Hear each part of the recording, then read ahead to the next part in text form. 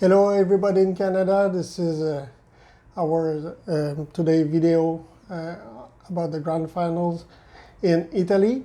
Today was the day of the pre-finals in every classes, and unfortunately at the end of the day, half of the pack in junior, senior, DD2 and DD2 masters will be eliminated because they have to keep only 36 for the final of tomorrow.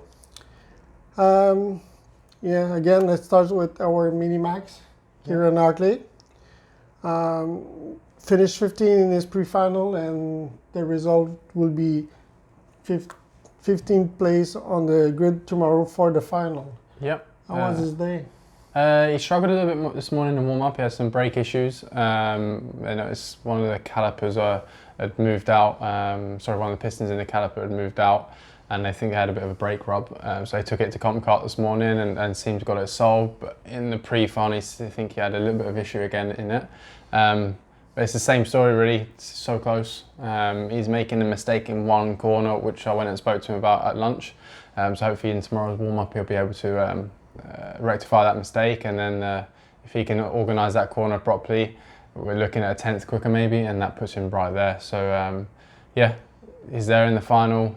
He's about where he's been all weekend, but you know, it's so close that really anything can happen in the heats tomorrow, in the final tomorrow. So I'm looking forward to it, especially if he sorts that one mistake out. With that extra 10th we're going to have, he's going to be really competitive. I'm very impressed, especially today with the micro and mini drivers, because they were very good. No stupid thing on the track. They were like very focused. Yeah. And it was surprising from those young drivers, because we cannot say the same for the junior and the senior. Exactly. Normally you see that from junior and senior drivers, but it seems to be opposite this weekend. Speaking of the juniors, Jason Leon won his pre-final B. And the same pre-final we had Justin Sarno, which finished 18. Both will make the final tomorrow. Yep.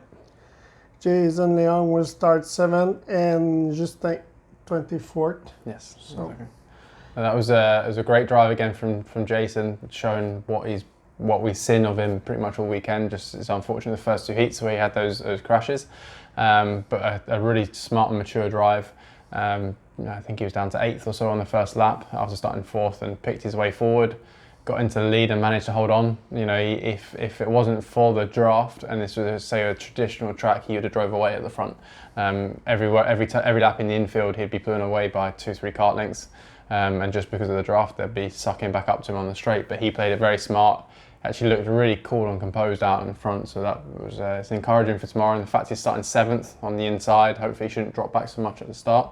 And then it's got to remember it's a long race, and it's going to be a tough race for him and for a lot of those juniors, because no one can get away. And you're probably going to see a 15-20 kart battle for the lead, which is going to be intense. And we'll see tomorrow who will be able to. I know they will have a lot of pressure, because now it's real. They can become the Rotax world champion. Exactly, yeah. So some drivers may be intimidated by that. Yeah, for sure. So we'll see who will. We'll see who's got the right head on their shoulders. And for Justin, obviously, you know, starting 24th, making one or two mistakes out there on track, which we spoke about at the end of the day. If he's a bit like Kieran, if he can fix those one or two small mistakes, we're looking at a 10th or so quicker, and then he's right there. But obviously starting a bit further down, 24th. But if the racing goes how it has been going, and he stays out of trouble the first lap, there'll be, you know, if the juniors continue how they're doing, there'll be karts flying off everywhere, so he'll be gaining positions quite comfortably if he stays on track. And then with the long race and the draft, anything can happen. So if he fixes that one or two problems, we're going to be he'll be up there as well, fighting for a top 10. Not the same thing for our senior driver, because Griffin Dollar finished 21st in the first pre-final. Patrick Woodstock experienced some problem and finished 22nd. Overall, Patrick is missing the final by 3 positions, and Griffin will finish the event in 48th place. Maybe just a wrap up. Yeah, I think the key thing for them is obviously Griffin. If he hadn't had that second heat issue where he didn't finish, he would have been pretty much in the final, I think, as is. And even in the pre-final, drove really well, had a tough first couple of laps, was pretty much driving around in the back 5 or 6 positions. And he worked his way forward up to 21st, you know, out of 36 drivers. So, you know, he had decent speed to be mid-pack. And like I said, if it wasn't for that second heat, he would have comfortably been in the pre-final, in the final tomorrow. And the same goes for Patrick Woodstoth. He got taken out in the 3rd heat yesterday. And then experienced some engine issues halfway through the race in the pre-finals day and had to defend his life just to hang on to the 22nd position. So really tough for them. You know, Patrick just missing out on the final. But they'll come back with more experience next year, I'm sure. It's a personal thing that I feel that Griffin was more and more comfortable behind the wheel in every session. Yeah, he improved every time on track. Yeah, he wasn't the same at the end than he was at the beginning. Exactly. DD2 Masters, we knew it will be very difficult for Alexandre Gauthier to qualify for the final, but he did a good one, finished 19th on this one. Exactly, finished 19th, his best result. He actually matched, only him and one other driver that moved forward that many positions, he moved forward 12 positions. And even him would admit that he could have done better. He didn't want to crash after crashing into the heats. He just wanted to stay out of trouble and finish and have a good race. So if he was a bit more aggressive, he could have been battling for the top 15, even top 10, you know.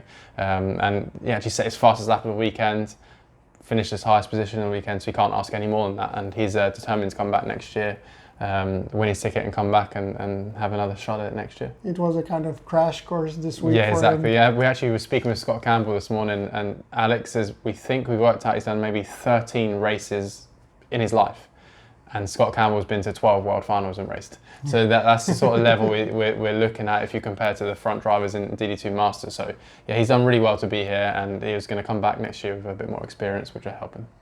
And Jared Freeston continued to surprise everybody. Yeah, Jared was fantastic in the pre-final.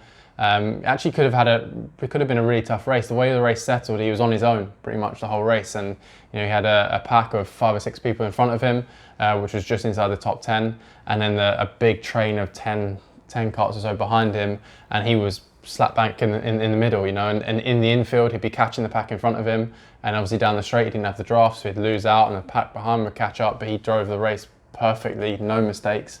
Because one mistake he would have not have finished where he was, because that pack of 10 would have been right on his tail and overtaken. At a point they come pretty close, exactly. And then they started to battle. Exactly. So he drove fantastic to not make any mistakes, and he's super happy. At the end of the day, I spoke to him and he said he's just relaxed now, you know, and now he's going to go out and have fun tomorrow and see what will be, you know, starting in 24th. He's made the World Finals, so that's all we can ask in your first ever event, which is fantastic. Yeah, I think from now everything is gravy for him. Exactly, everything. That's what he said to me. Everything's a bonus now from now onwards. So yeah, he's going to be having a few beers tonight, hopefully not too many, and enjoying himself, getting ready for tomorrow. In the last group, DD2, we had not one but 2 heartbreak situation with Niall Dollar. Yes. Did a very good race. Yeah, very good race, finishing 15th. Again, a bit like his brother, every time on track has got better and better, and that's all you can ask. And unfortunately for him, he missed out by 1 point. He is the first driver not to make the final in 37th position. It's really, really gutting for him, because I genuinely think in the final tomorrow, if he continued on the upward curve he has now, he could be in the top 20, top 15 comfortably. So it's unfortunate for him, but yeah, I'm sure he'll be going away happy, knowing that every single time he's improved on track, and that's all you can ask for, right? I think one of our drivers have to face is driving in sticky condition, because at home we always have 4-cycle racing at the same time. So every time you put rubber on the track, the 4-cycle are removing it. Yeah. But here it's becoming more and more difficult. It's been really surprising, actually. It's a comment I said to him after the pre-final when he came into the tent. The amount of rubber built up on the front of the side pod and the back of the side pod, and even the radiator was impressive. I've not seen that a Rotax event ever. And I think the Mojo D5s are really starting to prove to be a really good tyre. You know, I've only ever seen rubber build up like that at big WSK events where we've had to grease the bottom of the chassis before. So yeah, it's been tough for our drivers to adapt to that, and obviously it shows by how they're all improving every time out there. They're adapting more and more to it. And just behind him, 39th position overall after the standings, Isaac Merritt. Yeah, Isaac, a real tough heartbreak, last 2 laps in the pre-final basically. He was up to 12th at the start, had the speed to stay there if not move forward. Unfortunately, a couple of little racing errors, not making an overtake when he should have and so on, it meant he got eaten alive. And he was still hanging on in there just inside around the top 20. And then I didn't exactly see what happened with 2 laps to go, but I spoke to his dad after the race and he got pushed out wide on the grass, and then on the last lap same thing happened again. So he ended up finishing 29th, and if he'd had 3 or 4 more positions higher up than that even, he would have been in the final, which is unfortunate for him. But what's really encouraging for Isaac is he's had really good speed this weekend. He hasn't really, for his first World Finals, the first day was tough for him, but from the second day onwards, he just progressed and he's had the speed to be solid mid-pack. So that's going to be very encouraging for him, and he'll be back next year, I'm sure of that. And the last one, David Greco, I think this is an event to forget for him because he never been where he should have been on the track normally with the experience, and we know the speed that this guy can carry on the track. Yeah, I think for David, again, like we said yesterday, the biggest thing for him is the grip that's come down, and with his size and not being able to adapt the kart to how he's used to adapting it back in Canada and back in North America. He's really struggled with that, and it's just unfortunate for him, with the grip that's come down, he's really struggled, and he didn't finish the pre-final due to a crash on the first lap. But ultimately, even if he'd won, I don't think he was making the final as it was. So he kind of went into the race knowing what was going to happen anyway. So it was just unfortunate he ended the weekend with a DNF. But he'll be back racing next year and fighting around for wins again. That's I'm sure. Good. So tomorrow is the final day where we'll have a final race in all classes, drivers parade also. You can watch the races live broadcast on the Rotax website. Just look at the maxchallenge.ca or our Facebook page. You will have all the links necessary for that. So we hope we'll have very good news for tomorrow, and hope you will encourage and support our team. Thank you, Ben. Thanks.